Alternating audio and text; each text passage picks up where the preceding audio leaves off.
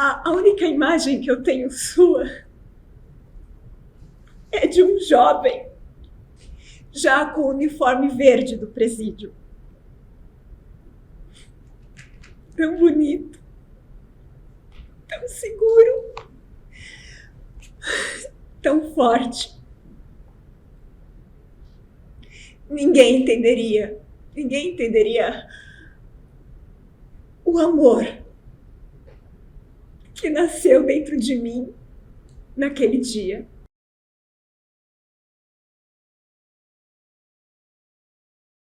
Boa tarde a todos, todes e todas. É um prazer estar aqui. Quero também agradecer a presença de cada um de vocês. Minha descrição: eu sou uma mulher cis, tenho estatura média, estou vestindo um casaco de pelúcia, bege, cabelos soltos e tenho cabelos encaracolados e sou branca. O espetáculo Cartas da Prisão, em cartaz até dia 27 de agosto. Não, ele nunca bateu na minha mãe. Ele chamava ela de burra, botava apelido, depreciava. Nós abordamos relacionamentos abusivos e falamos também sobre a questão da romantização da violência contra mulheres. E hoje nós temos aqui presente 3 especialistas, mais a autora do espetáculo, qual eu vou chamando aqui e fazendo a apresentação. Então, quero chamar aqui Natália Marques, psicóloga, especialista em relacionamento abusivo, palestrante sobre feminismo, e também tem um canal que você fala bastante, né? No YouTube, que depois você fala também.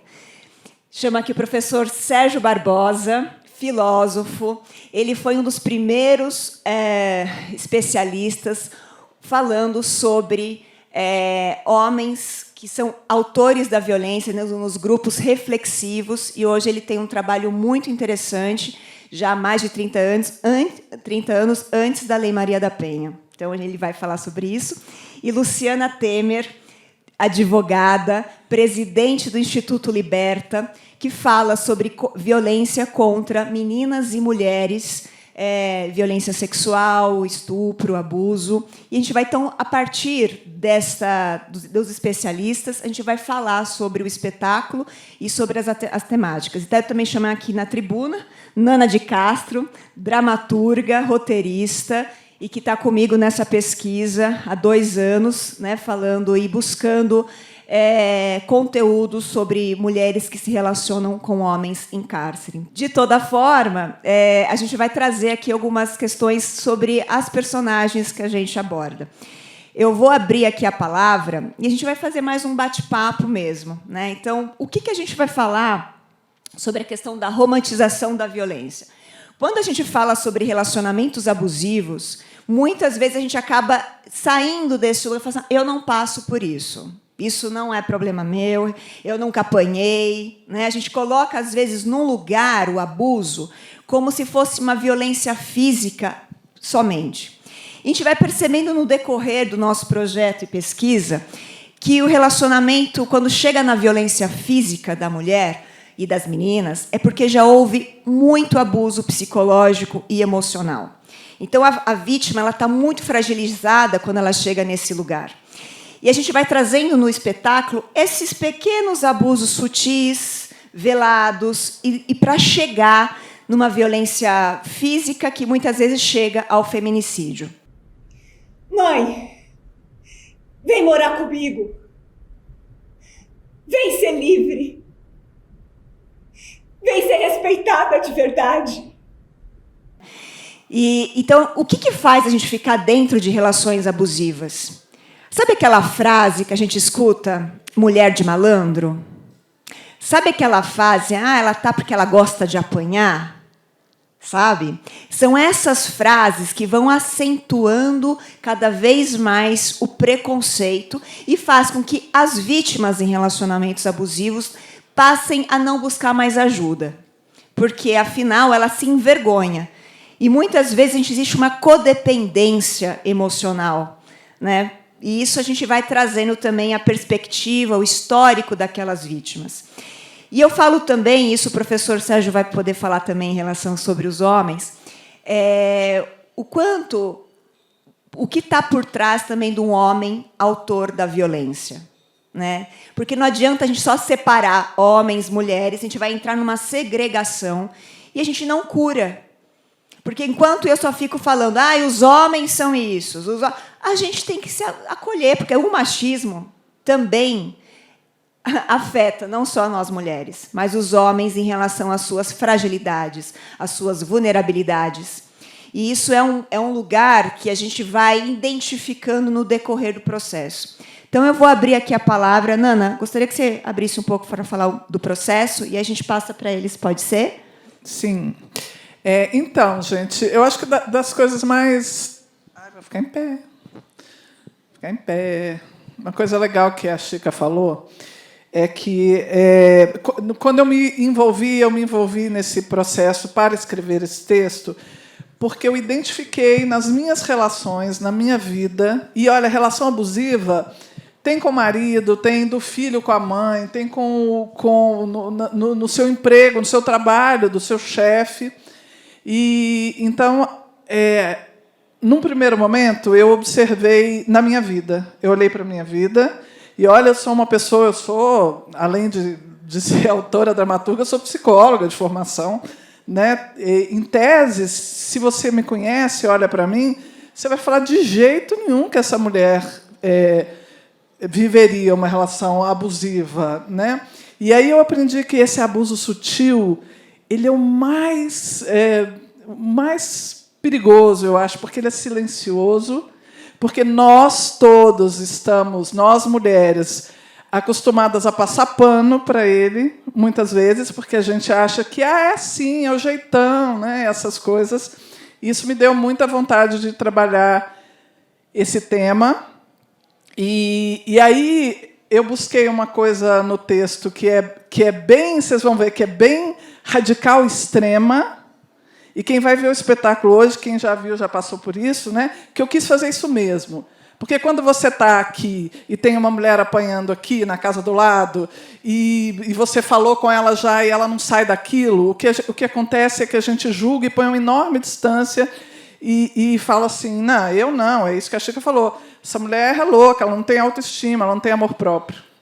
Então, hoje, quem vai ver, e eu acho que quem já viu, o meu desafio aqui junto com a Chica, e por isso que eu escolhi uma situação muito extrema, é que você se veja naquela mulher ali, que vai estar lá no espetáculo e que vai começar assim, se olhando e falando, não, isso é muito distante, isso é muito distante. E eu acho que tanto nós, mulheres, quanto os homens se enxergam também naquela criatura. Porque, para você ser agressivo, para você ser abusivo, você também tem que ter um acolhimento do abuso dentro de você, né? Então, assim, o processo foi maravilhoso, muita pesquisa dessa mulher aqui, que ouviu mulheres de todos os lugares, de todas as classes sociais, de todos de todas as cores, e a gente descobre, no final das contas, primeiro, que nós, mulheres, estamos juntas, quer você queira, quer não, quer você julgue e fale, não é comigo, você está junto no barco, não dá para descer,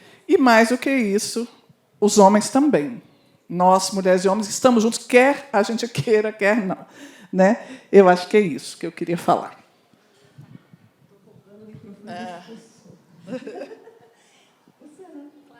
Eu vou ficar de pé também, até porque eu sou uma mulher branca, de 53 anos, com 1,55 m, então é melhor eu ficar de pé. Hoje eu trabalho num Instituto Liberta de Enfrentamento às Violências Sexuais contra Crianças e Adolescentes. Não são só meninas, mas meninos também. Eu fui delegada de polícia, né? Eu fui delegada, Delegacia de Defesa da Mulher de Osasco, por 5 anos, há 35 anos atrás, quando não tinha, né, Sérgio, a gente estava conversando, Lei Maria da Penha, nada disso. Era uma outra realidade. A gente, olhando a peça, quando vocês assistirem, vocês vão ver exatamente isso das violências extremas e das violências sutis.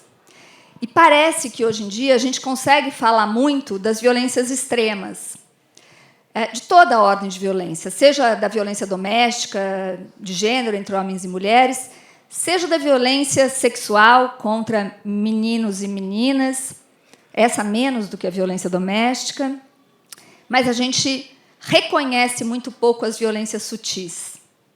E a verdade é que, enquanto a gente não prestar atenção nas violências sutis, a gente nunca vai transformar de verdade as violências. Vou dar um exemplo aqui para vocês. Estava contando aqui que eu escutei outro dia uma situação interessante de uma funcionária de um prédio que enfrentou o zelador, que foi grosseiro com ela, e todo mundo falou, nossa, olha que legal, ela foi super corajosa, ela enfrentou, como mulher, o zelador, que foi grosseiro com ela. Qual foi a frase que ela disse?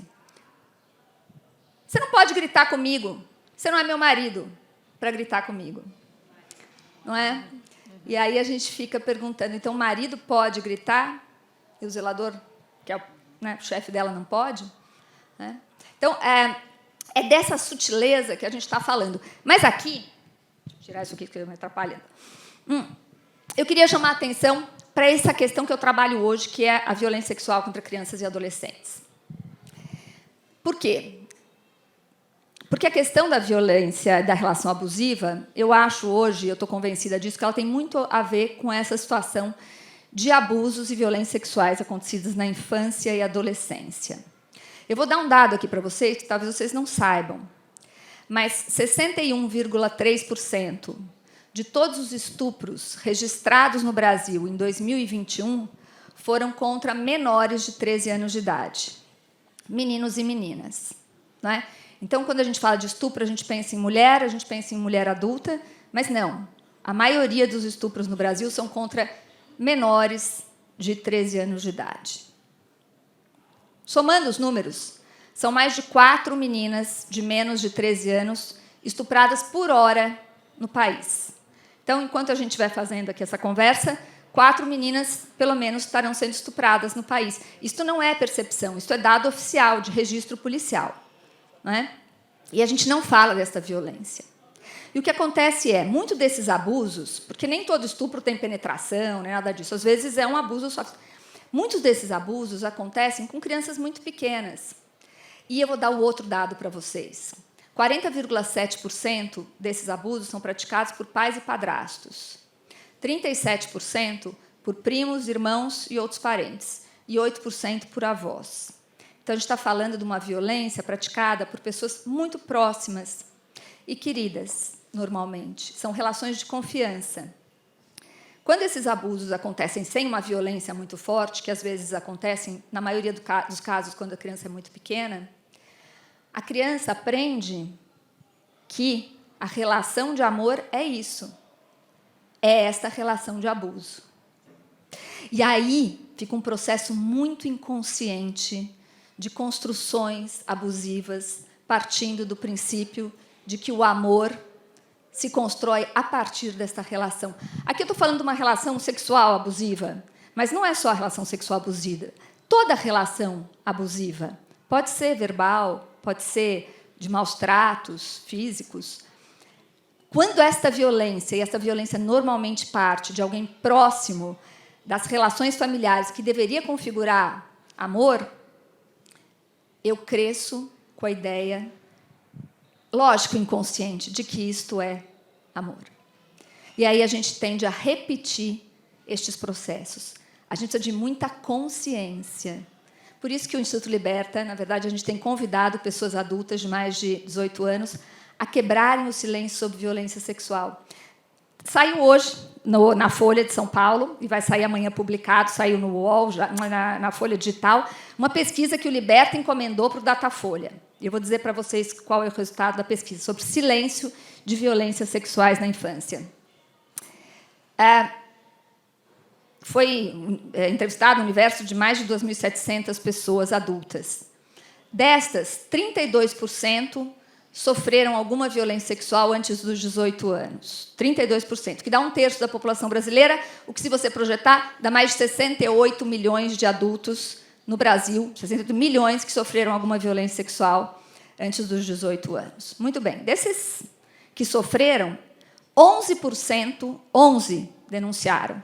E 26% contaram para alguém. Tiveram coragem de falar. Né? Então, a gente está falando de uma violência gigante que se projeta em outras tantas violências e que é absolutamente silenciada.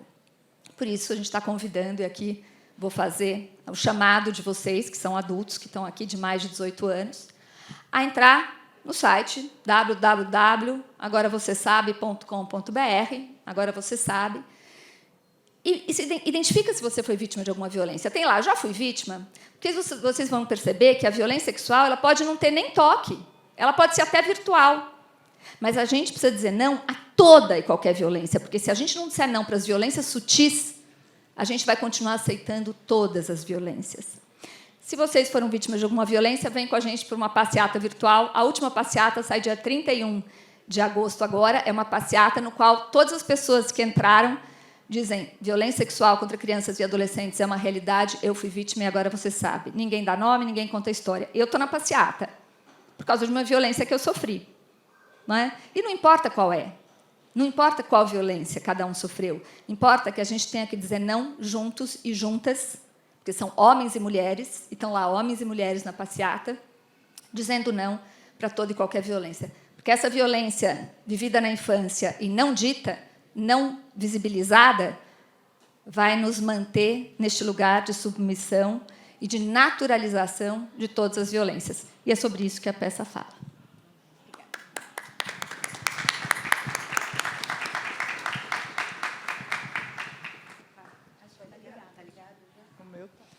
Oi, boa tarde. Primeiro, né, me apresentando, ficar em pé também, que eu sou uma mulher branca de 1,60 também, assim como a Luciana. Queria trazer um pouquinho, né, na peça, vocês vão assistir a peça, eu vi que a maioria não assistiu, né, realmente, como a Chica, a Luciana trouxe, mostra os vários níveis de violência, porque, de fato, a gente vê, às vezes, algumas violências mais extremas, e a gente fala, não, imagina, né? Ou isso está muito distante de mim. Mas a gente não vê que a violência ela é uma escalada. Ela começa da violência sutil. Né? Então, você não encontra nenhuma violência que seja desassociada da violência psicológica, por exemplo. Então, a violência sexual, a violência física, todas as violências elas sempre ocorrem associadas à violência psicológica.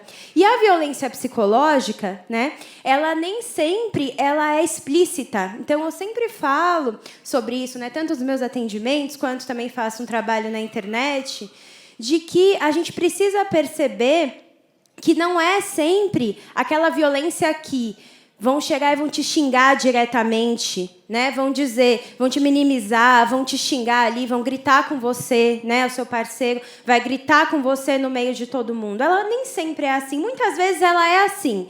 Mas muitas vezes também ela vai ser bem sutil, como aparece na peça, né? Já dando um pequeno spoiler, né?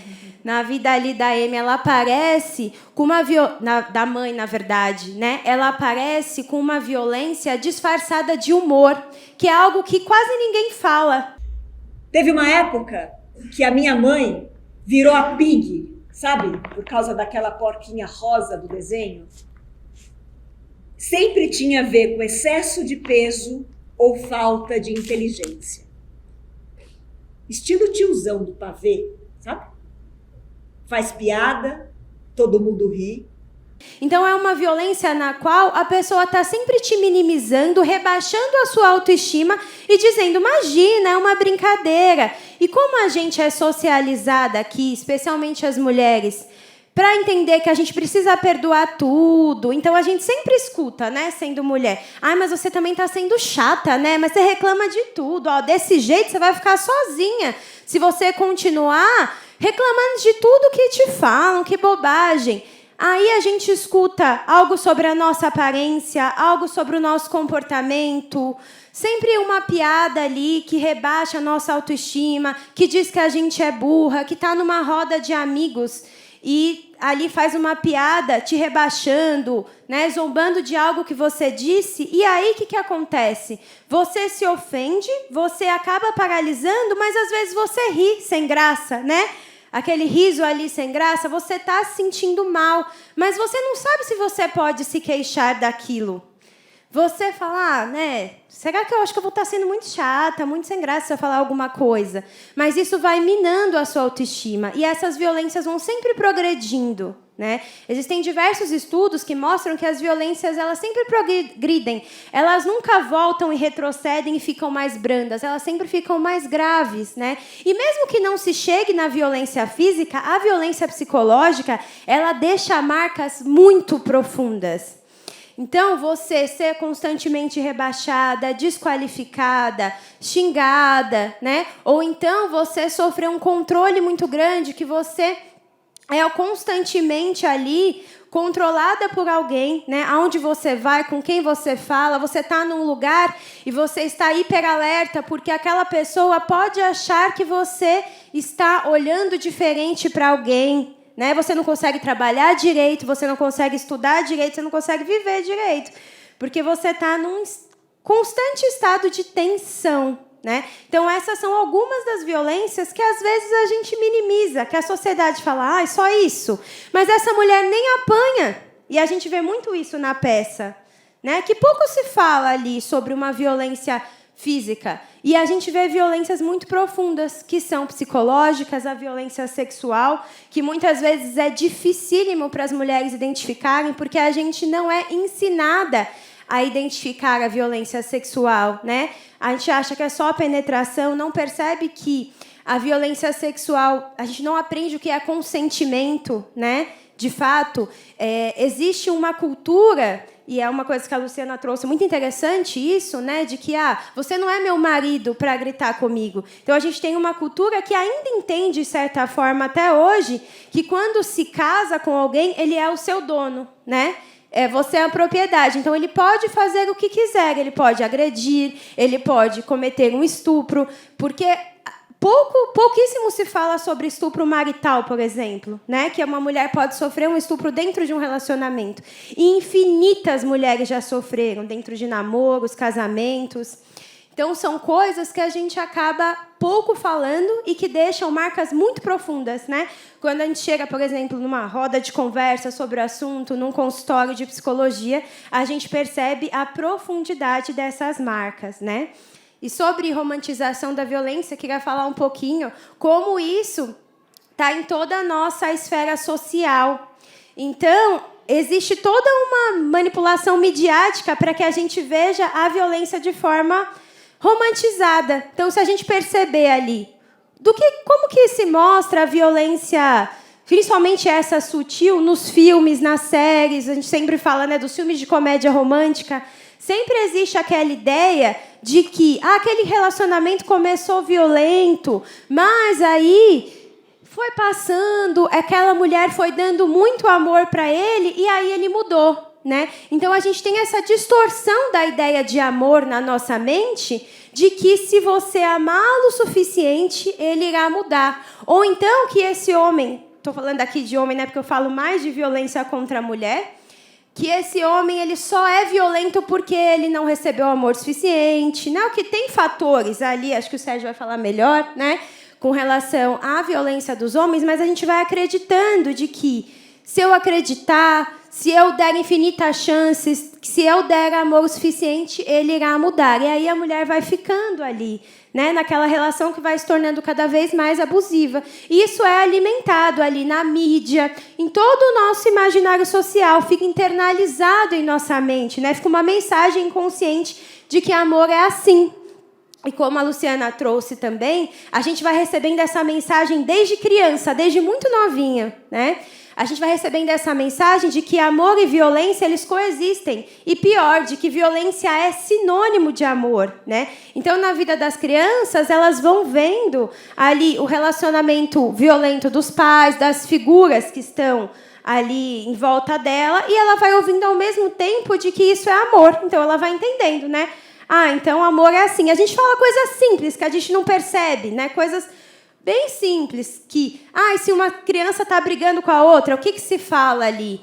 Se ele está te tratando mal, se ele está te batendo, é porque gosta de você. Isso é um sinônimo de gostar. E as crianças, elas vão internalizando aquilo, né? A gente também tem uma cultura que entende ainda a violência física como educar, né? Então, a criança, ela escuta. Tem uma autora, a Bell Hooks, ela fala muito sobre isso, né? A criança escuta o tempo todo que eu estou te batendo para te educar, né? É porque eu te amo. E aí ela vai entendendo. Isso é amor, né? Então, para me educar porque me ama, a agressão é válida. Então, ela vai internalizando e repete isso nas relações dela, muitas vezes, né? Na vida adulta, nas relações amorosas. E aí vai ficando esse ciclo de violência e de repetições ali dos relacionamentos violentos da família, né? A gente recebe essa mensagem de repetições ali de pessoas da nossa convivência e essa mensagem social de socialização para relacionamentos violentos também, essa normalização do abuso, né? Por isso que é muito importante a gente falar sobre isso, entender que existem outras possibilidades, que o amor não é assim, né? Que o amor não é sofrimento, não é dor, não é você ser humilhada, que você não precisa aceitar nenhum tipo de violência para ser amado, que o amor é para ser bom, ele é para ser liberdade, né? Então, é mais ou menos isso que eu queria falar para vocês. Obrigada. Chegou, minha vez. Eu quero agradecer ao SESC pela oportunidade, ao convite da Chica, pela honra de estar aqui, dividindo com essas colegas todas esse momento, né, que espero que vocês também gostem dessa atividade. Eu sou um homem cis, descobri isso recentemente, né, essa nova nomenclatura, boa. Tenho 1,80 m, estou atualmente careca, de barbas grisalhas, quase branca.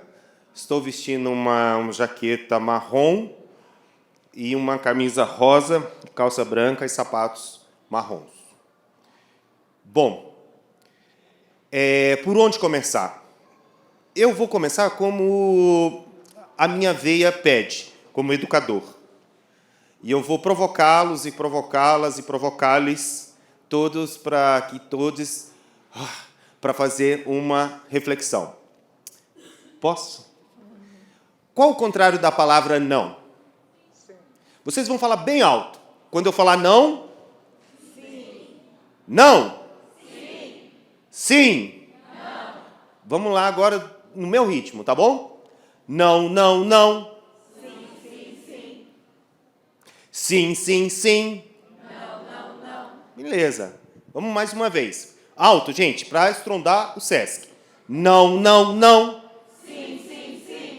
Sim, sim, sim. Não, não, não. Alto, alto, alto. Baixo, baixo, baixo. Baixo, baixo, baixo. Alto, alto, alto. Quente, quente, quente. Frio, frio, frio. Frio, frio, frio. Quente, quente, quente. Não, alto, baixo.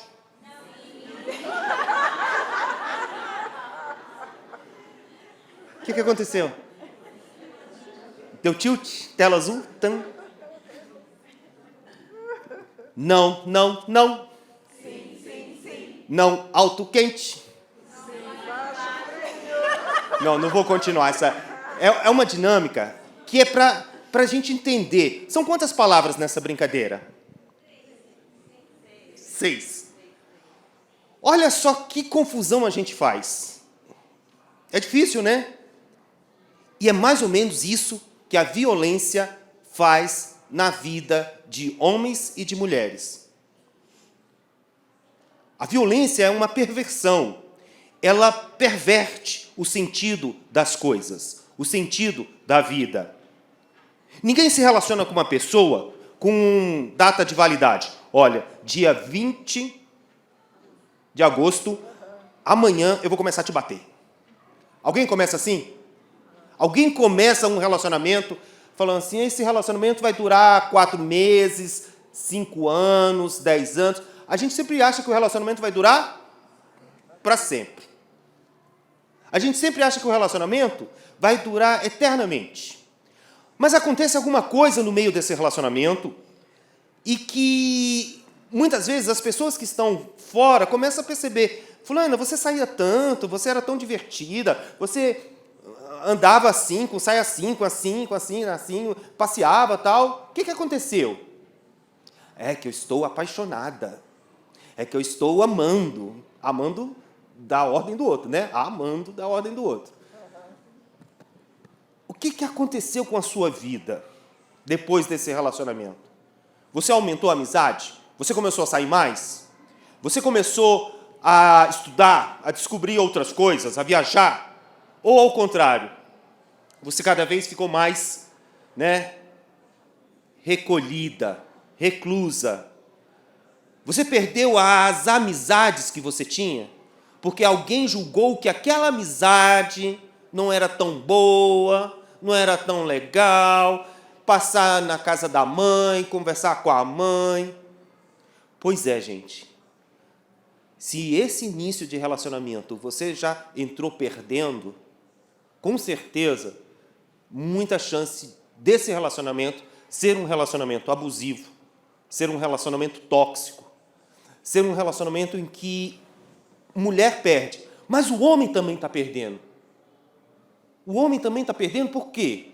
Porque ele não sabe fazer de outro jeito, porque também ninguém ensinou ele. Eu falo, calma, cara, não é assim. E nós, homens, e eu vim por isso, para trabalhar com essas masculinidades, que não são tóxicas, são masculinidades. Elas só se tornam tóxicas porque existe um lugar, um terreno fértil. E esse terreno fértil precisa ser discutido, precisa ser analisado. Ou seja, a violência, como a gente vai ver na peça, ela passa por um momento de confusão. Eu não tenho que ficar olhando para aquela cara de eterna reclamação, onde nada está bom, ficar pisando em ovos, olhar para aquele atestado de infelicidade que ele carrega na testa. E nem me sentir culpada por não ser a mulher com que ele queria ter se casado. E eu saí da peça, eu assisti semana passada, assim meio, uau, o que é isso? Com muitos anos de trabalho. Eu sou cria aqui do ABC Paulista, eu morei aqui do lado, eu vi o Sesc sendo construído. Lindo, espaço magnífico.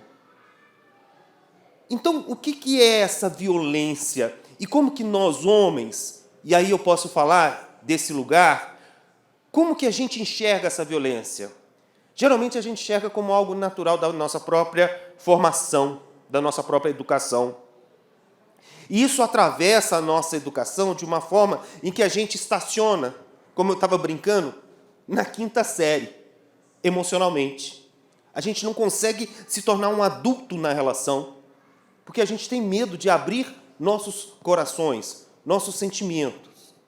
E os homens que estão aqui presentes, não para se sentir acuados, não, estão aqui com uma coragem muito grande para poder falar para os outros homens, cara, ser frágil é legal, porque a gente pode, em algum momento, mostrar nossos sentimentos, porque a gente precisa sair desse lugar, desse patriarcado. Eita, falei um palavrão. Alguém quer saber o que é patriarcado? Querem saber? Mais uma dinâmica. Então, rapidinho. Vamos lá. Esvaziem a mente agora. Vai. Não pensem em nada. Eu vou falar algumas coisas e vocês vão imaginar essa liderança. Uma liderança política. Não precisa falar, só pensar. Uma liderança religiosa. Uma liderança dos esportes. Uma liderança esportista aí, famosa. Uma liderança cultural, da música, do teatro. Tá bom. Pois é, querida. Quantos homens nessas 4 lideranças vocês pensaram? Na política, na economia? Todos? Pois é. A gente tem que decolonizar esse modo de pensar. Isso que é patriarcado. A gente pensa com cabeça patriarcal. A gente pensa com a cabeça. E isso, pulinho para a violência, instante. É rapidinho. Porque quando a gente começa a pensar com a cabeça feminina, liderança política, liderança cultural, liderança religiosa. Opa, existem mulheres no mundo religioso, existem mulheres na política, a gente começa a repensar a gente mesma. Nós.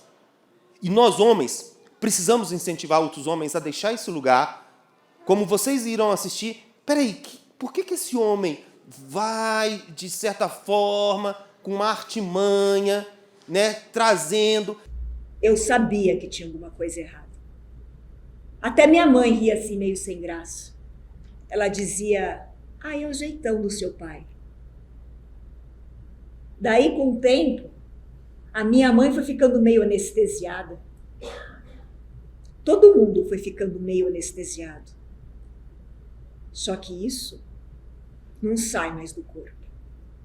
E a peça me deixou tão confuso, que eu saí assim, caramba, preciso conversar mais com essas pessoas aqui que escreveram esses negócios. Preciso investir. Porque, racionalmente, nós sabemos a diferença de não, de sim, de quente, de frio. Mas chega um momento em que a gente causa uma confusão e aí é que está a diferença. Nós, homens, nos alimentamos dessa confusão para manter o lugar do privilégio, para manter o lugar do domínio, do controle. A gente gosta de deixar a mulher confusa porque nós temos a solução. Antes do celular, quantos homens tinham aquela Bíblia de ruas, aquela coisa antiga, né? Que tinha que ficar caçando a rua, caçando. E se você não tivesse aquilo, você não ia perguntar. Porque um homem não pergunta para outro homem que está perdido. E os homens estão perdidos. Os homens, nós estamos perdidos. A gente precisa se reencontrar. A gente precisa restabelecer alianças. Alianças positivas. Alianças para superar juntos e juntas e juntes todos os nossos sentimentos. Para que essa violência, conforme falada, né, a cada minuto, a gente possa reverter. Porque atrás dessa mulher, a cada minuto, homens também estão praticando violência. Não os homens que estão aqui, mas os homens que estão por aí. Os homens que estão na sociedade. E eu acho que é isso que vai ser o bate-papo nesse momento e também com a peça que vocês vão ver e vão poder registrar todo esse momento. Muito obrigado.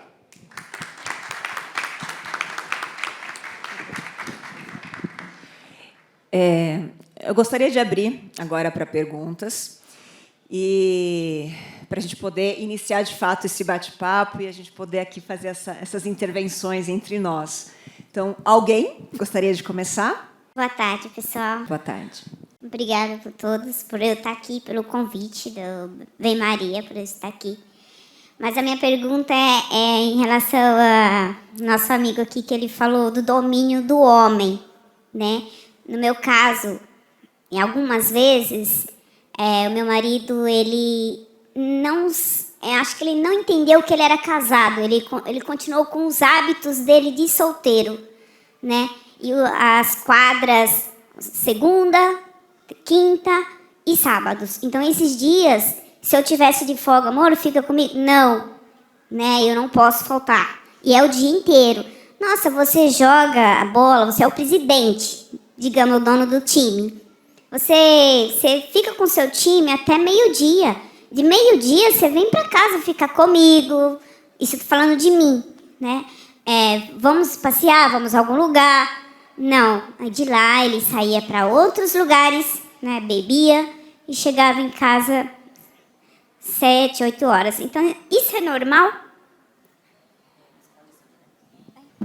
Olha, tudo isso aí são acordos, né? Eu acho que legal que alguém do Vem Maria, muito importante que alguém possa acolher ela aqui nesse momento. Gente, pode dar um abraço nela ali, né? Que a gente possa entender que a vida é feita desses acordos e quando a gente encontra um homem desse jeito, é aquilo que eu falei, né? Da quinta série. Muitos homens não querem sair da quinta série. Eu tenho, sim, meus hobbies. Eu gosto de algumas coisas, mas isso foi pactuado, assim como a minha companheira gosta de outras coisas. Então, a gente chega num determinado nível de entendimento, onde um não fere o outro, nem a privacidade, nem a intimidade, e a gente consegue estabelecer uma relação de equidade. Eu sei que é muito difícil começar a exigir, né, uma situação assim como a que foi falada agora. Mas, realmente, todas aqui, todos e todes, podem se unir nesse gesto de abraço e ajudar a pessoa que está precisando. Quando nós, homens, começarmos a pensar empaticamente, né, através da nossa própria atitude, ele, com certeza, ele não faz isso porque é um cara mau, um criminoso, um cara egóico. Ele faz isso porque ele não tem um outro homem para falar para ele: ô, cara, você tem família, você está casado. Estabelecer novas amizades com outros homens que têm um perfil de cuidadoso, um perfil de provedor emocional, não só financeiro, porque financeiro está cheio. Provedor emocional, provedor que dê acolhimento. E creio que nesse trabalho que eu venho fazendo de prevenção, acordar os homens seja o mais importante na nossa sociedade. A gente vê várias situações, mas o que vai chamar esses homens ainda para esse despertar é o carinho, o afeto. Mesmo que esse homem demonstre muita rigidez, é pelo carinho e pelo afeto que a gente vai consertar esse mundo. Talvez a... Posso fazer uma provocação aqui? Como é que você chama? Maria, eu vou te provocar de alguma forma, Maria. Eu acho que, nesse contexto, o Sérgio falou da posição do homem, né? Eu vou falar da posição da mulher. Nós, mulheres, fomos acostumados a esperar os homens, ao invés de buscar coisas que nos deem prazer.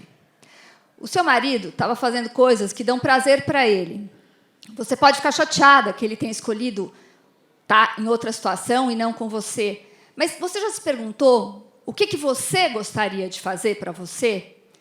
Você quer sair com as suas amigas e ir passear no parque e beber um chopp com as suas amigas? Você faz isso? Porque você precisa descobrir o que te dá prazer. Ao invés de esperar por ele, você tem que descobrir o que você gosta de fazer.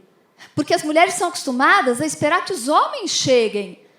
Cara, de repente ele pode estar em casa e esperar você chegar do chopp com as amigas.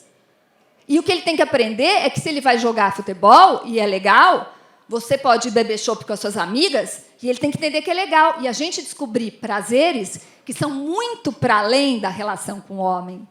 A gente tem que ter prazer imenso com as nossas amigas, com as nossas relações, construir isso, e, de repente, você descobre que gosta de jogar futebol, ou gosta de jogar vôlei, e você vai jogar no sábado, e ele fica em casa te esperando. Então, eu fiz essa provocação porque eu acho que isso fala muito de papéis. Papéis da mulher e papéis do homem. E se a gente começar a mudar o nosso papel, talvez isso gere uma provocação no homem. E ele vai dizer para você: poxa, mas eu estou aqui te esperando. Então, amor, eu também fiquei te esperando outro dia, agora você me espera. Ou então a gente combina, e a gente combina o dia que cada um vai fazer a sua coisa e no dia que a gente vai ficar junto.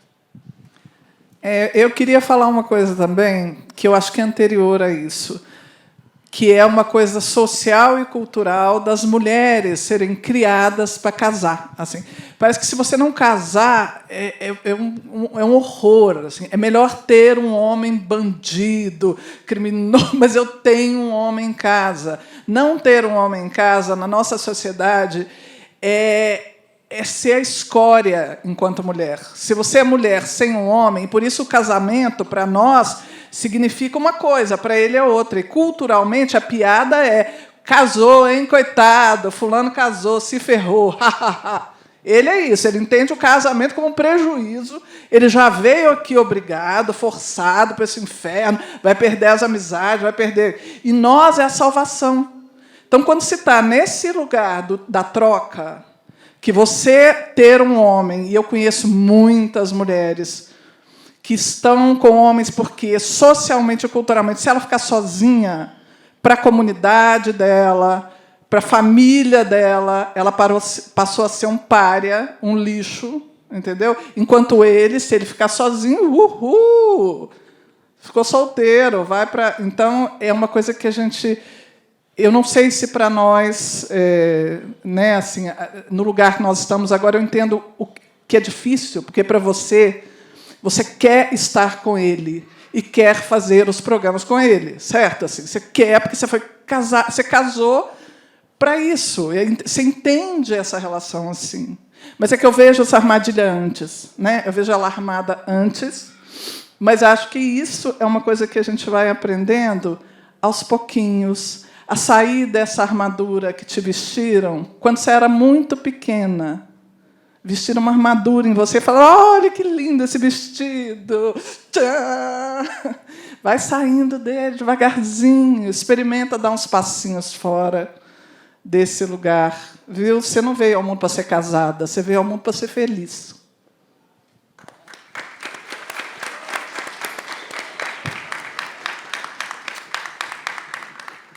A gente tem uma nossa educação, né? A gente pega os contos de fadas, né? O que são os contos de fadas? O que acontecem com as mulheres, com as princesas, com os príncipes? É o príncipe que vai, a princesinha está dormindo, vai lá e beija ela, sem consentimento. Então, ela só vai ser feliz para sempre quando ela casar. Dizem que Romeu e Julieta, um espetáculo de Shakespeare, de um autor britânico, foi o casal mais feliz. Aí eu falo, foi. Eles se mataram aos 14 anos. Então, como que é o autor? O que é ser mais feliz? Não desenvolveu. Porque relacionamento, a gente fala isso no espetáculo, uma das falas das personagens, uma fala que ela nasceu para sofrer, que esse é o destino dela, é assim mesmo. E uma outra, ela pega e fala que amor, ser acompanhada e ser feliz, não é um dom, é um aprendizado. Por que é um aprendizado? Porque a gente vai desconstruindo o que a sociedade, como estrutura patriarcal, foi nos fazendo acreditar de como nós devíamos viver, como nós mulheres, como nós homens, como que nós, aos poucos, devíamos, e a gente vai crescendo. E essa formação, como a Natália trouxe também, Luciana, o professor Sérgio, trouxe na situação de que aquilo é desde pequenininho. A gente vai desenvolvendo e trazendo uma codependência. Né? Tem uma pesquisa dentro do que a gente fez, que é um livro que chama As Mulheres que Amam Demais. Eu, assim, recomendamos demais ler esse livro. E este livro é de uma autora americana e é uma psicóloga, e ela tinha um grupo de ajuda com homens, e também mulheres, mas na maioria homens, dependentes químicos. E então tinha esse encontro entre essas pessoas e eles não podiam ir só. Eles acabavam indo com ou esposa, ou mãe, ou pai, e essas pessoas ficavam esperando esse encontro do lado de fora, numa saleta. E ela começou a perceber e ouvir qual era a conversa que esses parentes, esses afetos, tinham entre eles. E o quanto se nutria a dependência daqueles que estavam na sala. E aí criou-se o termo codependente. Porque nós nos nutrimos, muitas vezes, em relações de dependência. Por isso que é muito difícil sair de relações destrutivas, abusivas. Não é assim, sai! Larga, vai embora. Não é assim que funciona. Porque você tem uma estrutura emocional que já foi desenvolvida ao longo dos anos e que você possivelmente aprendeu lá na infância, que não é assim. Você está com uma base que te sustenta neste lugar. E neste lugar do livro, ela pega e começa a fazer encontros com essas pessoas, com esse grupo dos codependentes. o que conecta, o que nutre, o que faz com que ela se mantenha. E esse lugar de manutenção em relacionamentos, em situações, está muito ligado à questão que a gente fala da síndrome da heroína. Eu posso ajudar essa pessoa. Ele é assim porque ele passou por tal coisa. Quando ele era mais novo, ele passou por tal situação. Se eu amar demais, eu vou consertar. Comigo vai ser diferente. E a gente traz isso no espetáculo da personagem da Amy. E ela, durante, ela realmente acredita que aquele criminoso ao qual ela se relaciona, que está em cárcere, ele é assim porque ele não foi amado. Mas eu vi. Eu vi a sua dor. E eu estou aqui. Eu estou aqui para compartilhar ela com você. Não, eu não espero nada. Só me deixe passar com você a crueza dos longos dias neste presídio. E ela vai fazer diferença na vida dele. E eu falo isso que é a nossa terceirização do amor. Sabe o que é isso? Sabe quando você não consegue identificar os teus próprios valores, o teu amor próprio, aí você ama demais o outro para receber o amor em troca. Eu faço demais para o outro, esperando que o outro dê para mim. E é isso que a gente cai em situações, muitas vezes, que são as nossas armadilhas.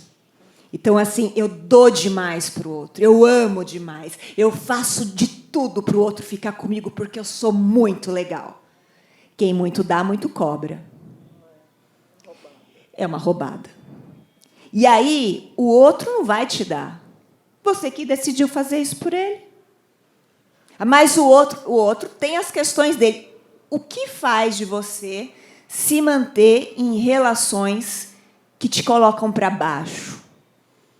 O que faz você nutrir a sua baixa autoestima, esperando que o outro dê para você? Esse lugar, que a gente fala da vítima, é um lugar muito dolorido. E o que eu vou falar aqui é um pouquinho polêmico, porque o nosso lugar é sempre de acolhimento. Eu falo, essa pesquisa, só para contextualizar um pouco, vem de uma pesquisa pessoal. Eu não estava bem num relacionamento, e eu falei, mas o que é isso aqui? O que está acontecendo? Que eu não dava nome de relação abusiva, nem usava esse termo. Esse termo é de uns 2 anos para cá, né? Eu usava relação tóxica, é uma coisa... Não é meio... Eu tenho o dedo torto, isso, dedo podre. E aí eu comecei a identificar. E, fazendo terapia, ela me deu um outro livro, que é outra dica, Relações Destrutivas, da Avery New, que é muito boa. E esse livro eu lia assim, segurando, eu falei, meu Deus, parecia uma cartilha. Porque eu falei, gente, é o passo, né? Esse também eu te passei para você ler, né? No início. E dentro deste lugar, enquanto eu ia identificando, eu falei, caramba, isso tem muito, muito a ver de coisas lá do passado, de histórias, em lugares que a gente se mantém e que a gente está acostumado a viver. O outro, ele só é teu espelho. E isso dói. Por isso que eu falei que é polêmico. Porque, no primeiro momento, a gente precisa se acolher. Primeiro momento, a gente precisa dar nome. O que eu estou vivendo é um relacionamento abusivo.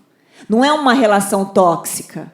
Não é uma relação... não é. É uma coisa assim que... Porque dar nome te dá ação. E sair do lugar dói. Porque você está lá... Eu vou falar que está gravando, mas eu vou falar que eu adoro usar esse exemplo. O furor de merda. Sabe aquele lugar quentinho, gostosinho? Mas está quentinho, assim, ó. Mas o que é aquilo que você está em volta de você?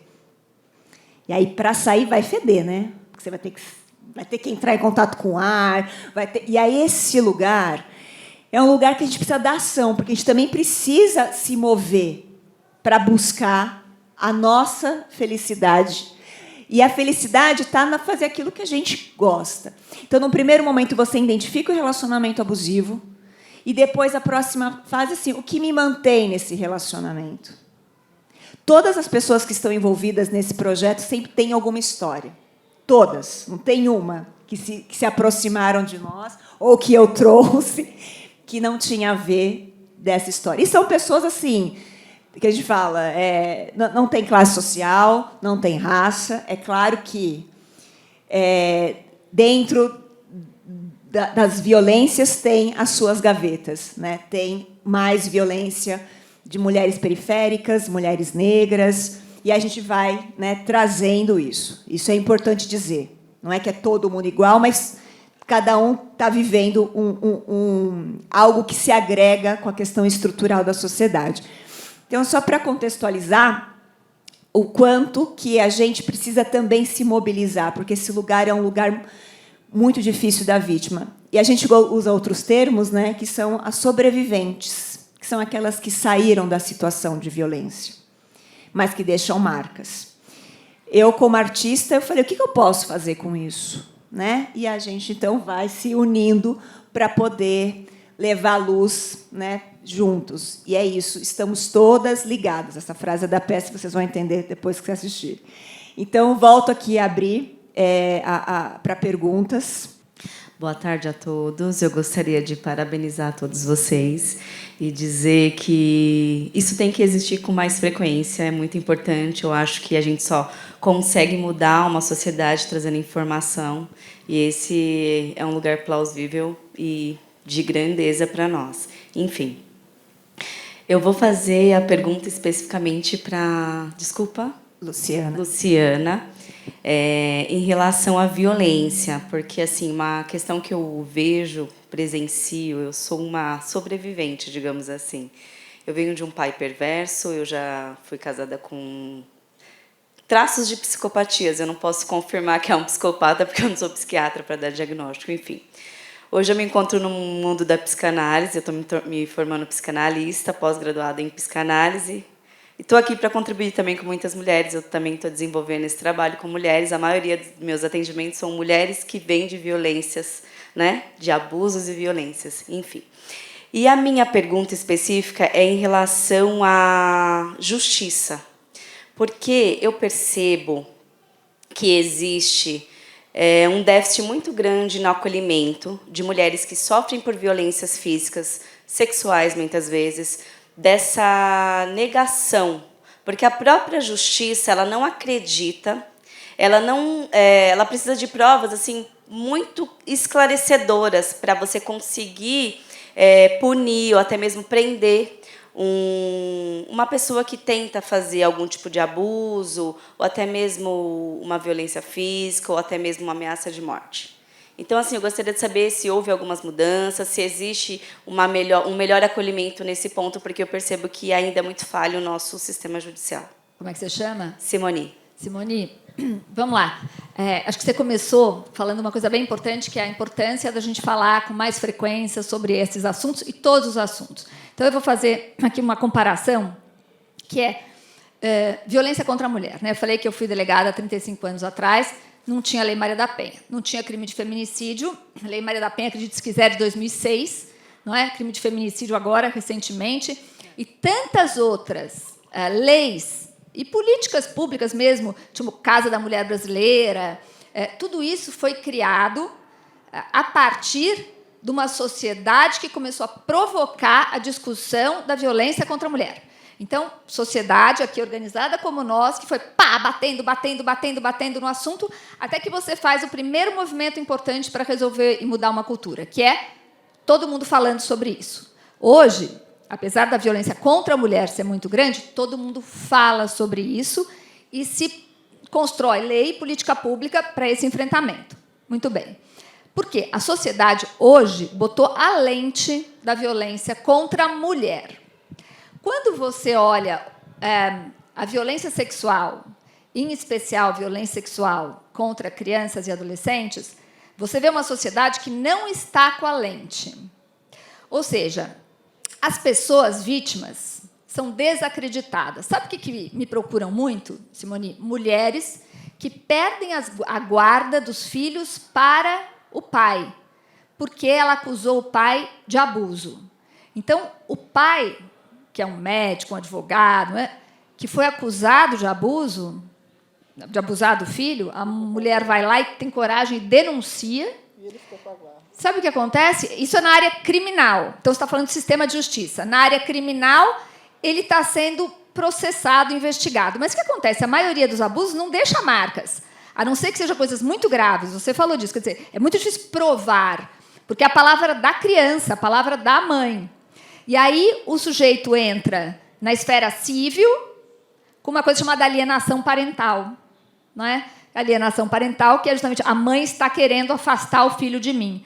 E aí o juiz do civil tira a guarda da mãe e passa para o abusador, e essas mulheres ficam o quê? Loucas. Logicamente, completamente loucas. Ela é louca, não é? Exatamente. Isso. Porque ela fica louca mesmo. Se fosse meu filho, eu ficava doida. E você vai ficando cada vez mais louca. Então, é um processo de desacreditar na mulher, nessa violência e tal. Por isso que eu digo que só tem um caminho. Olha só, eu sou advogada, sou professora na PUC de São Paulo. Na faculdade de Direito, que você falou de sistema de justiça, não se fala sobre violências sexuais, nem violências de outras ordens, especialmente contra crianças e adolescentes. Contra a mulher já se fala um pouco, porque está em todo lugar hoje, né? Mas não se fala. Então, o sujeito que se forma advogado ou que vai prestar um concurso para juiz, para promotor, para delegado, ele não está preparado e não está com a lente desta violência. Mas também na faculdade de medicina não se está com a lente desta violência. Então, o médico que atende uma criança vítima de violência sexual, ele não consegue identificar a violência sexual, porque ele não está com a lente da violência. O professor e a professora na escola, que poderia e deveria... Eu quero saber que faculdade de pedagogia que fala de violência sexual contra crianças. Nenhuma prepara a professora. Então, Simone, é o seguinte, você tem toda a razão. O sistema de justiça não está preparado para lidar com essa violência. Mas o sistema de justiça é um reflexo da sociedade, que não está com a lente desta violência. Então, só tem um jeito. Falar, falar, falar, falar.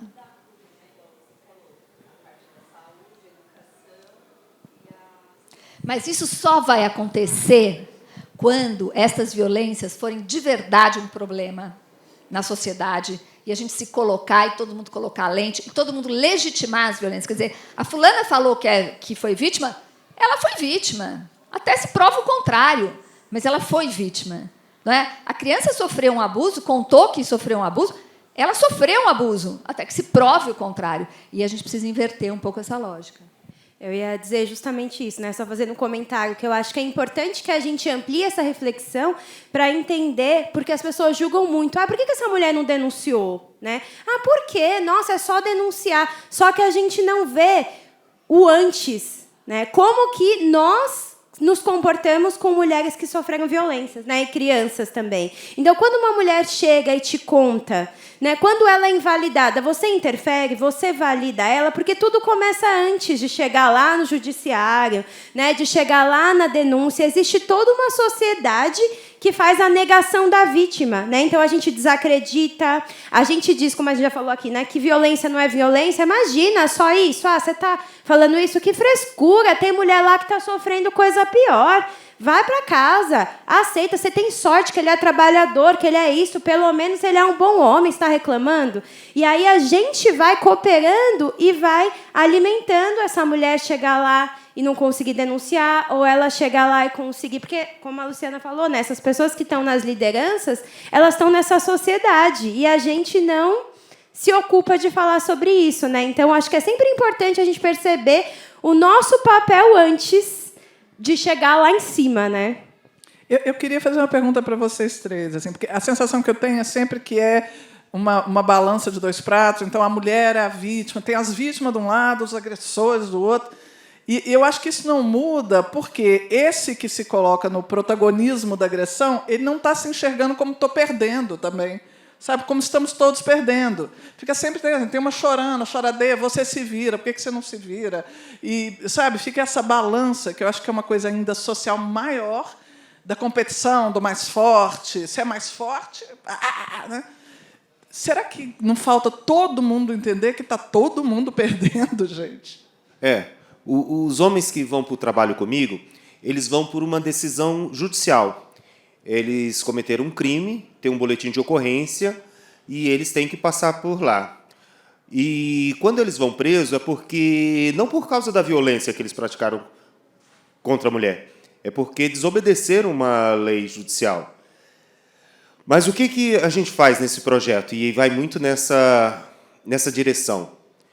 A gente entende que, durante esse período, em nosso sistema de justiça, nosso sistema penal, nosso sistema carcerário, do jeito que está, do jeito que está corroído, né, ele vai sair de lá um sujeito bem pior do que entrou. Mas não por isso a gente vai passar a mão na cabeça desse homem. Mas, ao longo dos 4, 5 meses que ele fica semanalmente passando pelo processo reflexivo, ele vai entendendo as perdas. Esse lugar que ele achou que estava no privilégio, no poder e no controle, na verdade, ele estava reagindo como uma fera ferida, como um cão amarrado que morde, porque ele não estava lidando com os sentimentos dele. E a única forma, então, de expressar o seu medo era agredindo. E ele passa por esse processo reflexivo dentro de uma visão sistêmica, dentro de um aprofundamento junto com os outros homens, que ele vê que aquele comportamento de agressão, e às vezes nada era contra ela, mas ele estava se prejudicando, e, na verdade, ele está perdendo a oportunidade de estar com você. Ele estava perdendo e perde a oportunidade de ser um sujeito melhor. Por a ideia de ser marido, por a ideia de ser provedor, macho alfa, ele acaba se ferindo tanto, mas por causa desse patriarcado ele não vê as suas feridas. Então é necessário, urgente, né, fazer trabalhos com os homens preventivamente, para que não ocorram, né, tantos casos e a gente possa diminuir os casos de feminicídio, os casos de violência sexual. E acho que cada um daqueles, e desse homem que escreveu tantas cartas e acolheu tantas cartas e guardou debaixo do seu colchão, é porque, na verdade, ele estava guardando debaixo de um lugar que ele não tinha chance de falar para as pessoas. Na verdade, a oportunidade de ter serviços, de se ter... Quando eu falo espaço de acolhida, não é para passar a mão na cabeça. Não é para falar, tadinho, vem cá. Não, não. É para olhar para a ferida. Porque se não consertou no amor, vai ter que consertar na dor. Então, de uma forma, ele vai ter que entrar em contato consigo mesmo para se livrar dessas amarras que ele carrega durante séculos e séculos na sua vida. Olha, eu quero falar uma coisa, que a gente trabalha com uma lógica, pegando no que você disse, é o seguinte, a gente está falando aqui de processos repressivos, né? Como consertar danos já ocorridos. Então, seja na figura do homem, da mulher, né? Como é que a gente conserta coisas que deram ruim. O Liberta hoje tem preocupado em como é que não dá ruim. Qual é a nossa grande defesa? A gente quer fazer um grande barulho com a questão da violência sexual contra crianças e adolescentes, entender a dimensão dessa violência. Por quê? Porque eu acredito que isso só se resolve na escola, com educação sobre prevenção a violências em geral, relações saudáveis, sexualidade saudável. Isso é possível. Não é? Na Inglaterra existe há 20 anos uma política pública de trabalhar em escolas públicas e privadas a temática da violência, aí muito na relação sexual, mas da violência e da sexualidade saudável. Porque não é só falar sobre violência contra crianças e adolescentes, mas entender como os jovens se relacionam sexualmente de forma saudável. Porque hoje os jovens estão se submetendo a violências sem se dar conta de que aquilo que eles estão vivendo é violência. Porque essa violência está tão naturalizada na nossa sociedade que ninguém mais entende o que está acontecendo. E a gente tem que falar de pornografia, e a gente tem que falar de todo esse sistema... E está associado ao poder, não é? Ao poder, vamos revoltando lógico, assim, o poder lógico. Vem... Mas quando meninas e meninas forem empoderadas, não é? E meninos também, né? Na sua essência, como diz o Sérgio, eles não são aquilo. A sociedade transforma os meninos naquilo que se espera do macho alfa. Então, se a gente conseguir criar uma consciência social e, a partir da escola, você ensinar meninos e meninas a se relacionarem, você transforma uma sociedade. E aí se entende que uma sociedade igualitária é uma sociedade melhor para todo mundo. É isso. E a gente fala muito, e tem que falar cada vez mais sobre o que é violência, mas a gente fala pouquíssimo sobre o que é o amor, né? Às vezes parece que é óbvio para as pessoas. Ah, não, então é o contrário.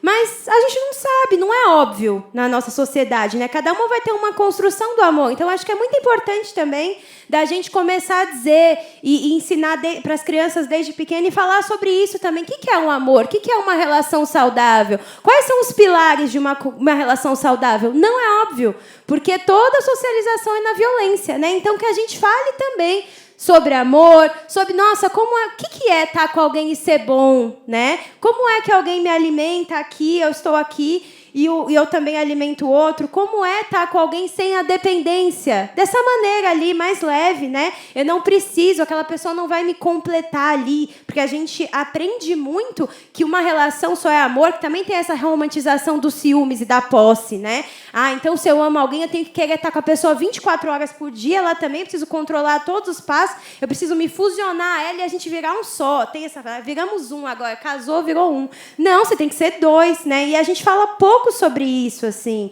que dá para ter uma relação e continuar tendo a sua vida, as suas coisas, né? O seu mundo, que tem que ser desse jeito. Então, que a gente fale, né, sobre o amor, sobre relações saudáveis, sobre liberdade também e muito sobre violência, né?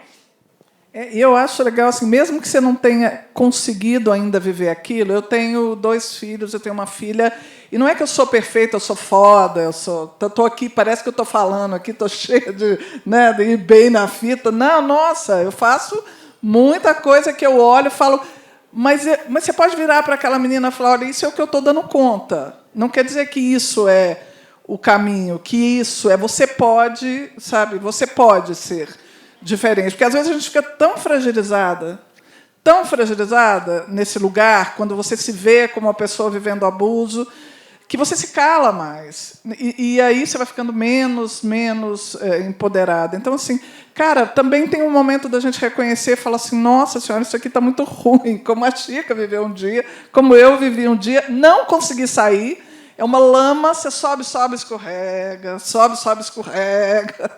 E ter gente que tem paciência de estar do seu lado, assim, tudo bem, escorregou, abraça, escorregou, vamos lá de novo. Porque a minha filha me viu, subindo, escorregando, até que eu... né? E isso também é uma puta aula. É uma aula, uma escola, né? Bacana.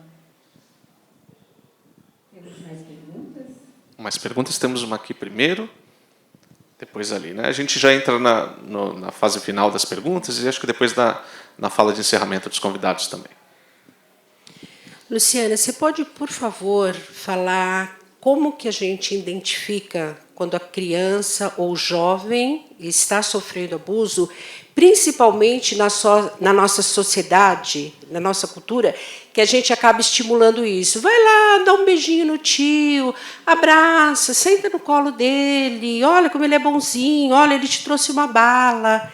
Então, é isso aí. Culturalmente, eu acho que a gente tem que rever esses conceitos de empurrar a criança para esse lugar de perigo. Como é que você chama? Maria Cecília. Maria Cecília, eu adoro essa pergunta, Maria Cecília. Porque, assim, como é que a gente identifica, né?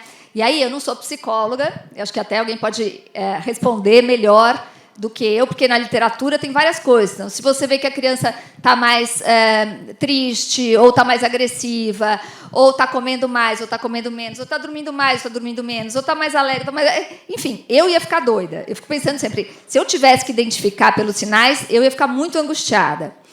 O que a gente defende no Liberta é o seguinte, a gente tem que falar com crianças e adolescentes sobre prevenção à violência. Tem que falar. Ah, mas como é que eu vou falar com uma criança de 5 anos? Hoje você tem materiais muito próprios, livrinhos, filminhos, que não falam diretamente sobre a violência, mas tocam de uma forma na questão que, se a criança estiver vivendo alguma situação daquela, ou vier a viver, ela vai identificar e vai falar com você, porque ela já entendeu que aquilo não pode. Então, eu defendo que a gente sempre tem que falar sobre esta questão com coragem, com franqueza e com adequação de acordo com a idade, com crianças e adolescentes. Por quê? Porque isto abre a porta para que eles contem, para que eles falem, a gente não tenha que adivinhar. Agora, quando você se dispõe a fazer isso, tem um segundo passo, que é, se a criança falar, você tem que acreditar. Por quê? Porque a maioria dos abusadores não é aquela figura, vamos usar a palavra pedófilo aqui, né, que todo mundo sabe, o pedófilo que faz isso. Vou explicar só uma coisa. Pedofilia é uma doença, um transtorno mental. É uma doença, ele é reconhecida como doença, no qual as pessoas adultas têm uma atração irresistível por crianças. Isso é uma doença. Mas os estudos mostram que menos de 20% dos casos de abuso de crianças aconteceram praticados por pessoas que têm esta doença. Ou seja, a gente não está falando disso, a gente está falando de pessoas que são integradas na sociedade e que é aquele tio querido que traz bala. E que, normalmente, é a pessoa que se aproxima da criança e que vai botando no colo e que... Então, sim, é muito importante falar sobre isso. E se a criança tiver qualquer desconforto e traga isso para você, que você acredite na criança e não vai usar essa fala de dizer, não, aquele tio é muito carinhoso, meu amor, você está confundindo. Não importa se a criança está confundindo ou não está confundindo. Se ela está desconfortável, não é mais... Ajuda essa criança. Não é mais. E outra coisa, que você falou, eu acho que a gente tem que começar a mudar comportamentos. Por exemplo, trouxe bala, vai lá dar um beijo. Não, trouxe bala, que bom, obrigada. Não é? Ninguém é obrigado a dar beijo em ninguém. A gente não é obrigado a dar beijo em ninguém, porque a gente tem que fazer nosso filho ser obrigado a dar beijo em alguém. Não é? Vai lá e abraça. Não precisa. E acho que essas relações precisam ficar mais estabelecidas. Agora, para isso acontecer, a gente tem que falar sobre este assunto em todos os espaços.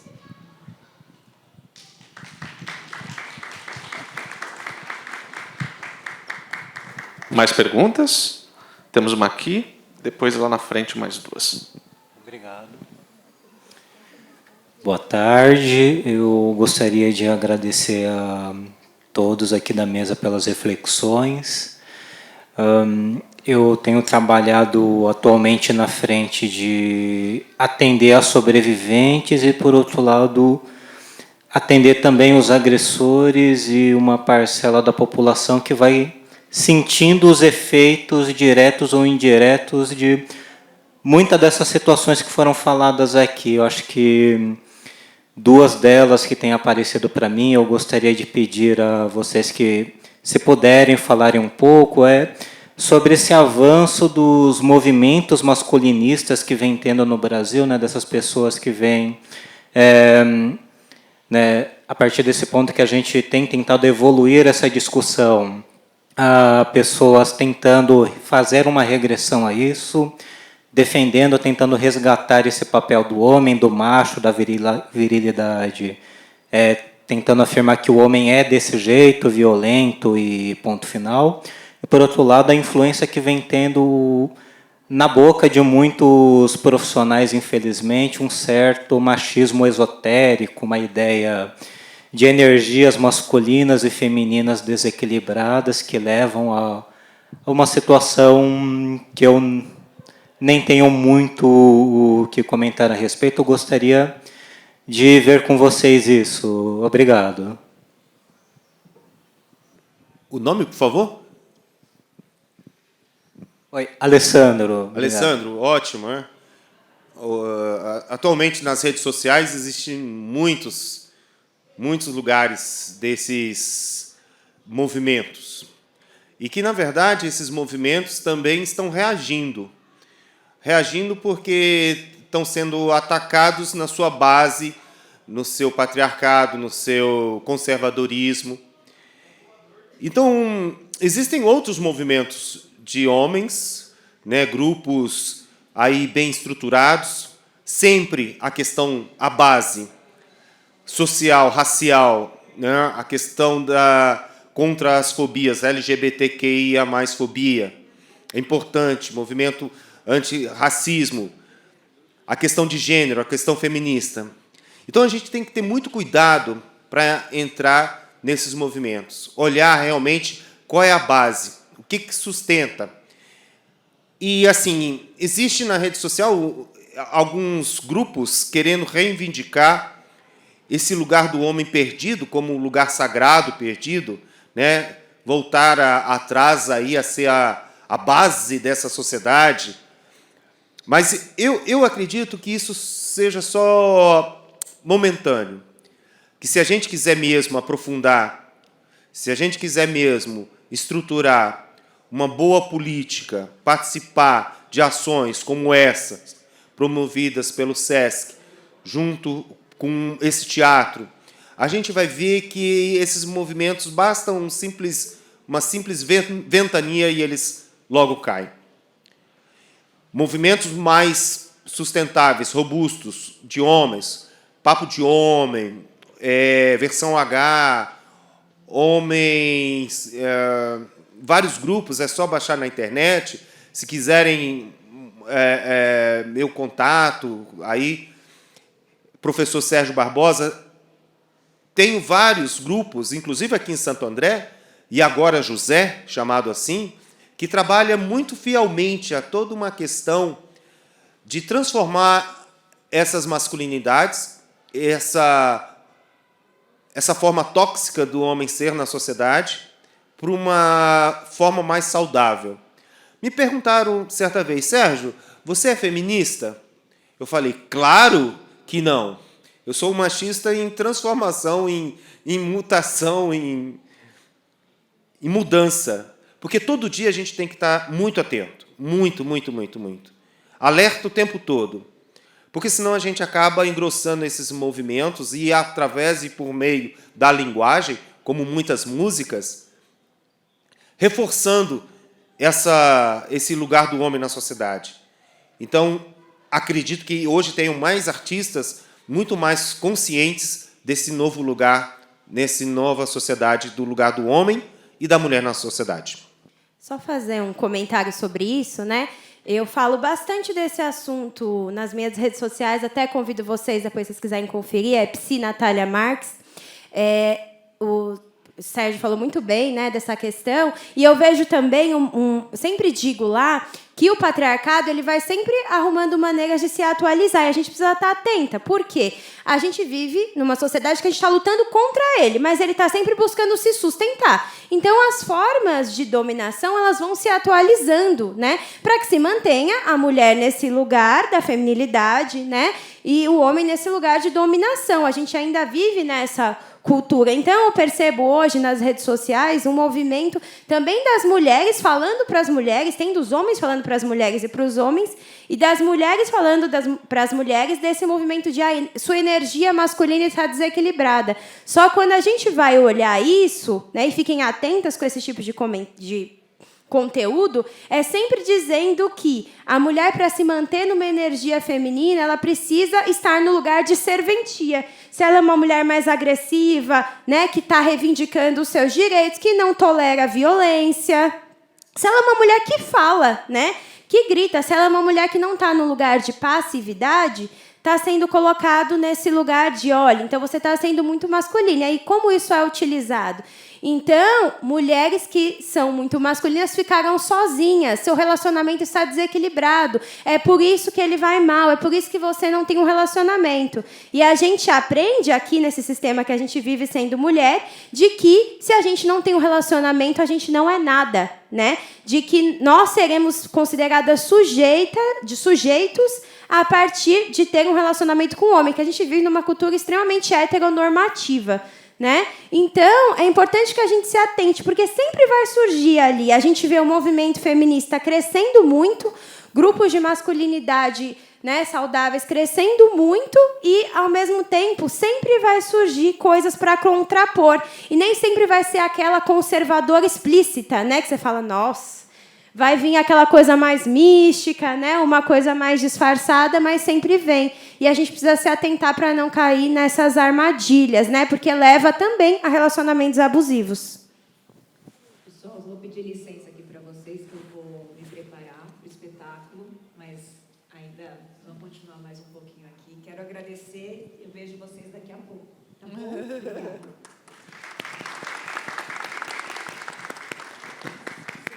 Nós tínhamos 2 perguntas aqui na frente. Eu acho que a gente pode fazer essas 2 e depois já para a fala de finalização de todas e todos. Então, eu tenho uma amiga que, anteriormente, a moça de vermelho tinha comentado sobre abuso psicológico, mas também tem a violência psicológica. A minha amiga e a família dela, meio que a mãe dela, ela julga a filha por ela ser um pouco gordinha, cheinha. Aí ela fica rebaixando ela todo dia, a menina não consegue mais comer direito. Ela fica, tipo... Teve um dia que ela me ligou pedindo para mim buscar ela com meu pai. Aí eu fui, aí ela estava chorando, ela estava em choque, porque a mãe dela tinha ameaçado ela com uma tesoura. Porque ela rebaixou até o cabelo dela, porque o cabelo dela é cacheado, e ela não tinha definido. A mãe dela quer que a filha dela seja perfeita, mas, tipo, não tem como uma pessoa ser perfeita sendo que a mãe não ajuda. Não é verdade? Não tem como uma pessoa ser perfeita nem quando a mãe ajuda. De jeito nenhum. Nem quando a mãe empurra muito.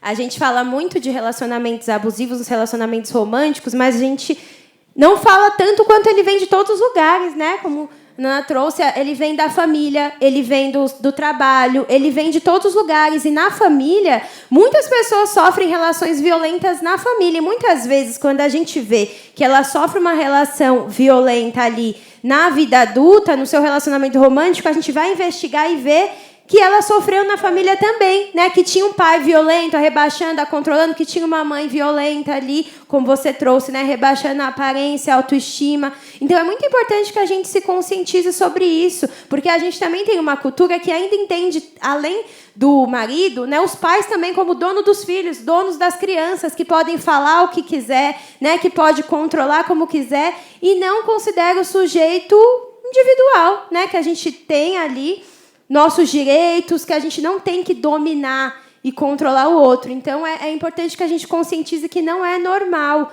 esse tipo de tratamento, esse tipo de violência dentro de casa, né? Em nenhum lugar também. A mãe dela, atualmente, agora, ela meio que chegou nela e falou que nem era para ela ter existido. Ela meio que falou que foi... que quase abortou ela. E aí isso deixou ela muito mal. E aí os irmãos dela começaram a ficar contra ela. Isso. E, tipo, aí ela começou a ser proibida de vir na minha casa. Então, tá meio complicado. É bem complicado. Isso para a gente ver como o abuso psicológico pode ser extremamente destrutivo, né?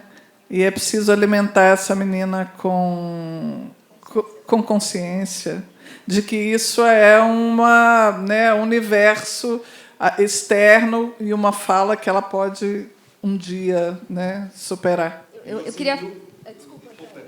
Não, eu só queria falar uma coisa. Tem uma... Agora eu não vou lembrar quem é a autora, mas talvez vocês sabem. Que é a lógica do galinheiro. Né? A lógica do galinheiro é o seguinte. O marido é violento com a mulher é violenta com o filho é violento com o cachorro. Né? Então, é um ciclo de violência que se estabelece. Por isso é tão importante olhar para essas violências de relações mesmo, porque, não estou dizendo que é o caso exatamente da sua amiga, mas é muito comum que a mulher vítima de violência ela reproduza esta violência com os filhos e os filhos com... E assim, e vai ser esse ciclo que não termina, esse modelo que não termina. Na peça tem uma figura, para quem vai assistir, muito interessante, né? A Rita, onde ela diz não, porque ela quer romper um ciclo de violência da mãe. E aí ela fala não, mas é muito difícil romper o ciclo de violência, porque mesmo quando a gente olha um modelo e fala, nossa, eu quero ser o oposto disso, eu não quero ser o que minha mãe foi, precisa de muita consciência. Porque a tendência de você ser igualzinho a sua mãe foi é muito grande.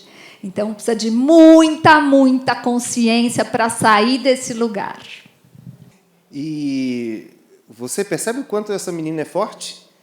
Você percebe o quanto essa menina tem para ensinar a todos nós? Né? Isso que eu acho importante. Mesmo nessa situação que a gente acha assim, tadinha, vou sair. Não, ela é forte demais, porque sobrevive e vem para a gente, né, mostrar como que é feita essa luta dia a dia. E é importante também, né, como ela recebe essas mensagens, que a gente dê outras para ela aprender que não existe só o afeto ali dos pais, né? Quantos pode existir dos amigos de outros lugares, né? Então, se está dizendo que ela não é interessante, que ela é feia, vamos dizer, né, o quanto ela é interessante, o quanto ela é bonita, o quanto ela é inteligente. Vamos mostrando que existem outros lugares de afeto em que a gente pode buscar. Isso é muito importante.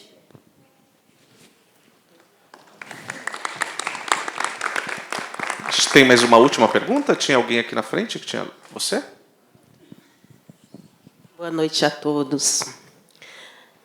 Eu queria agradecer aos pesquisadores, a atriz Chica, eu já agradeci pessoalmente, né? Eu sou atriz e teve uma vez que eu fui chamada para fazer uma peça sobre feminicídio e a minha personagem era justamente a mulher que apanhava do marido. E eu falei para o diretor, não quero fazer. Não, mas eu quero dela para você. E eu me recusei de primeira, porque ia mergulhar nas minhas feridas profundas, eu não queria colocar em cena, né? E aí eu me preparei um mês, e aí, quando a gente foi fazer o laboratório, foi dentro da comunidade de Heliópolis. Lá, bem no coração de Heliópolis, tem um beco chamado Beco da Preta, onde reside, né, Luci Paixão, que é uma líder comunitária chamada Preta. E eu ia contar a história dela. E a gente ensaiava naquele beco e fiz laboratório também com outras mulheres. E para mim foi muito, muito complicado, porque quando eu via aquelas histórias, eu chegava mal em casa, eu cheguei a passar depois com um psicólogo, porque eram histórias chocantes, sabe? Que eu falava assim, como que uma pessoa aguentou tudo isso? Como que a pessoa foi capaz de aguentar tudo isso, né? Porque eu vivi num relacionamento abusivo. Com meus 18 anos, eu me separei do pai da minha filha, porque tem aquela coisa que mulher nasceu para casar, e eu decidi que eu queria ser feliz. Eu não queria agradar a família, eu queria ser feliz. E foi um processo muito, muito, muito doloroso para mim, porque mexeu muito com as feridas, né? E quando a gente foi apresentar, a gente saiu da periferia, né, porque a gente chama o teatro periférico, a gente foi levar para o grande centro dos Satirianas, a gente foi para o palco dos Satirianas. E lá a gente viu mulheres chorando, né, a mulher da alta. Então, a violência ela acontece em todos os lugares, independente da classe social. E tinha uma mulher que falou para mim, eu já tive um aborto, que o marido bateu nela, que ela chegou a perder o filho. E a personagem, que era Maria, ela chegou a perder o filho, de tanto que ela apanhou no banheiro do barraco dela. E você via mulheres chorando, e no laboratório, no meio da favela, a gente passando cenas, e mulheres na janela secando o rosto, mulheres no canto, ali varrendo, né? Mas queria ver, mas tinha vergonha de sentar ali e falar, eu estou passando por isso, né? Depois, muitas vieram depois falar para a gente, passei aquilo, chorei quando vocês estavam passando cena. E eu faço trabalhos sociais aqui nas comunidades de Santo André, e a gente recebeu o convite de vir assistir essa peça, porque a gente discute política na comunidade, a gente discute a limpeza da rua, quem vai varrer a rua, quem vai pintar, quem vai cuidar das plantas. Mas eu não me senti à vontade de tocar nessa parte aí da violência contra a mulher, né? Porque é uma coisa muito, entendeu? E eu não sabia como entrar. E quando o Sesc Santo André nos convidou, eu falei, opa, espera aí, o convite já veio. Convidou minha colega, ela falou, não, vou jogar na mão da Rê.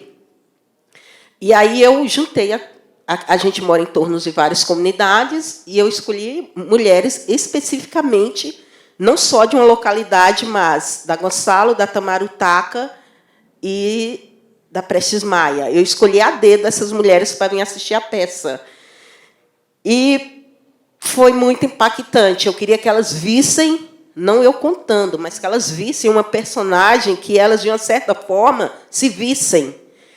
E, quando a gente saiu do espetáculo, tinha uma que queria jogar até panela na cabeça do marido. Eu falei, gente, não sou destruidora de lares, calma.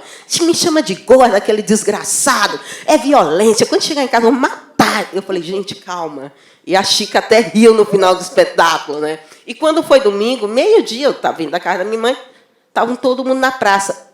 Vamos conversar? Então, eu não convidei elas para falar sobre a violência. Elas me convidaram para a gente sentar na praça. E a gente começou a debater esse tema. Então, que o SESC traga mais e mais temas do cotidiano para que elas possam se ver em cena, né? Que a Chica, ela retrata muitas mulheres e elas se viram ali em todas as mulheres. E parabéns para todas as pessoas que participaram aí da pesquisa aí da peça. Muito legal. Obrigada, querida. Obrigado, gente. A gente já está chegando ao fim, então, do bate-papo. Daqui a pouquinho a gente tem esse encontro com a Chica lá no teatro. Antes de passar para as considerações finais, quero agradecer também por terem aceitado o convite, a Nana, a Letícia, o Sérgio, a Luciana, por terem aceitado o convite. Foi um bate-papo bastante importante. E eu queria passar, então, para as considerações finais de vocês. Oba, tá. Eu que fico muito honrado de ter, né, compartilhado com vocês a experiência e ter escutado de vocês também muitas coisas, muitas histórias. Realmente é emocionante.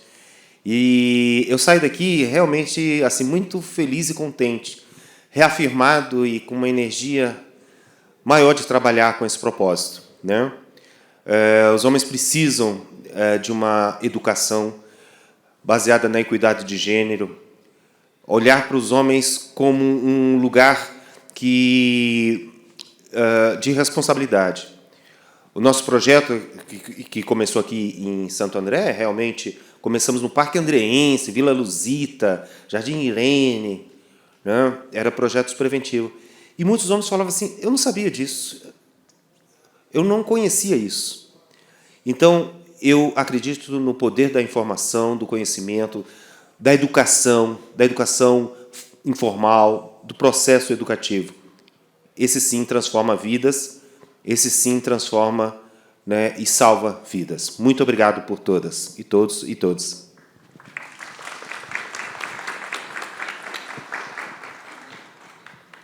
Queria agradecer muito, né, o convite novamente, a participação de vocês. Muito bom também, né, a gente ter esse retorno dos eventos presenciais, poder estar perto, trocar, ver o rostinho de cada um, né? Então, muito grata por esses espaços, são sempre muito fortes, me marcam muito, e que a gente tenha mais momentos como esse, né? Porque a gente consegue só crescer, debater ali coletivamente, é sempre muito rico que a gente tenha debate sobre relacionamentos abusivos, até porque eu sei que tem muita gente que não fala, mas olha e pensa, nossa, não sou só eu, né? Porque quando a gente vive uma relação abusiva, às vezes a gente acha que é só a gente que está vivendo aquela relação, e a gente sente vergonha, não fala para ninguém, né? E aí a gente vem no lugar e se valida. Nossa, não sou só eu. Porque quase todas as mulheres. É muito difícil a gente encontrar uma mulher que não sofreu uma relação abusiva, infelizmente, né? Que não sofreu alguma violência dentro de relacionamento. Então, que a gente saiba que a gente não está sozinha, uma fortalecendo as outras e procurando espaços em que a gente possa se fortalecer e se validar, né?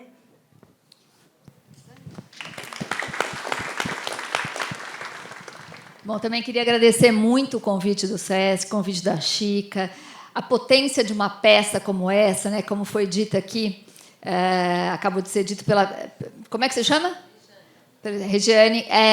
A potência de uma peça, que às vezes num discurso, numa palestra, a pessoa assiste, sai dali, mas uma peça ela se reconhece, ela se toca de uma outra forma. Queria só dizer uma última coisa. Acho que as relações abusivas não acontecem só entre homens e mulheres. Nas relações homoafetivas também há abuso e é preciso que a gente esteja atento também para isso. Porque qualquer relação pode ser uma relação abusiva. E aí eu fico uma sugestão especialmente para as meninas novas que eu estou vendo aqui, né, mas para nós velhas também, que é o seguinte: procurem uma relação que seja pipa, não âncora. Porque tem relações e pessoas que são âncora, que te prendem em algum lugar e não te deixam sair dali. Isso é muito ruim. Hoje eu tenho uma relação pipa linda, que te leva para cima. Eu estou com meu pipa aqui, não é? Que vem aqui num sabadão me acompanhar, feliz da vida, não é? E é isso, porque é pipa, porque te joga para cima, te manda para frente. Então é o seguinte, vamos buscar relações pipas e deixar para trás as relações âncora. Bom, eu queria também, é muito maravilhoso o que o Sesc Santo André faz, trazendo as pessoas aqui, proporcionando, porque essa peça, o objetivo nosso sempre foi que ela gerasse, que ela levasse esse conhecimento, isso que nos transformou e gerasse essa discussão. Então, levar para a praça é o sinal de que essa peça funciona demais, meu Deus, porque quando vai para a praça, assim, quando o teatro leva esse movimento para uma praça de uma cidade, é alegria. Você me fez aqui embora com muita, muita alegria, e isso é uma obra do Sesc Santo André. Então, parabéns a eles e obrigada. E vão lá nas redes sociais da peça, comentem, contem suas histórias, nós vamos adorar ouvir. E eu queria terminar dizendo também para as meninas, para as velhas, que eu acho que isso que ela diz aqui da relação pipa, a gente consegue isso quando a gente tira esse cara, esse homem, ele nem é o salvador, nem o príncipe, nem o vilão. Porque enquanto ele for a sua referência, aí você vai para cá para bater nele. Aí agora eu vou. Enquanto ele for a referência, enquanto a sua casa está construída na sombra dele, para o bem ou para o mal, você não sabe quem você é. Você não sabe o que você quer. Então, assim, tem muito mais a ver com uma coisa que também é dolorosa, porque a gente pôr o bode na sala e ficar tomando conta do bode. Ai, o bode quebrou o negócio. Lá vai o bode. Meu Deus. Sabe aquilo? Você vai para a terapia, só fica falando do bode, não fala da sua vida. E você, o que você quer? Ah, não, mas o bode comeu a flor da minha não sei o quê. Onde está você? Isso vale para homens e mulheres. Você está passando o tempo inteiro reclamando também do vilão que te ataca. E você? Cadê você? A sua história, as suas coisas? Não sei. Aí talvez venha um momento muito doloroso em que você fala assim, meu Deus, eu não sei. Eu não tenho projeto, eu não tenho... eu só sei esperar esse cara chegar. Ótimo, ponto de partida, lugar de começar. Começa a se achar e se procurar, porque eu acho que aí a relação pipa vem. Muito obrigada a todos vocês.